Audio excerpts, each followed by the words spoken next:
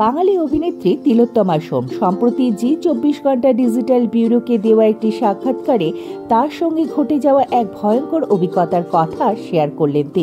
তিনি বলেন, সেই দিনের কথা মনে পড়লে আজও আমি ভয়ে কুঁকড়ে যাই। শ্লীলতাহানির প্রসঙ্গে কথা উঠেছিল এবং সেই প্রসঙ্গেই তিলোত্তমা বললেন, তখন শীতকাল, সন্ধে হয়ে গিয়েছে, অন্ধকারও হয়ে এসেছে, বাস স্টপেজে দাঁড়িয়ে আছি, কিন্তু দুর্ভাগ্যবশত অনেকক্ষণ ধরেই বাস আসছে না।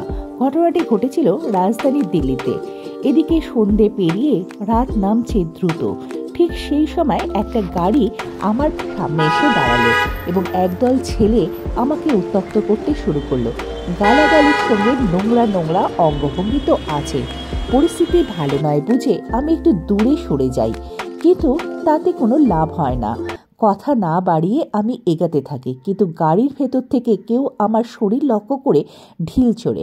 আমি তখন বুঝতে পারি সুবিধের নয়, তাই সিদ্ধান্ত নেই যে কোনোভাবে আমাকে এখান থেকে বেরিয়ে যেতে হবে।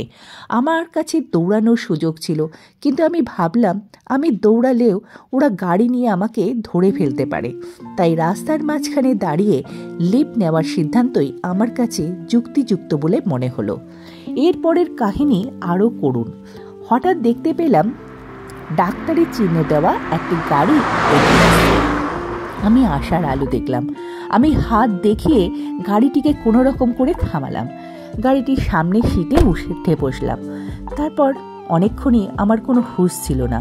তারপর যখন আমি লক্ষ্য করলাম, দেখলাম লোকটি প্যান্টের চেন খোলা শুরু করেছে এবং আমার হাত সজোরে ধরে টানাটানি করতে শুরু করেছে।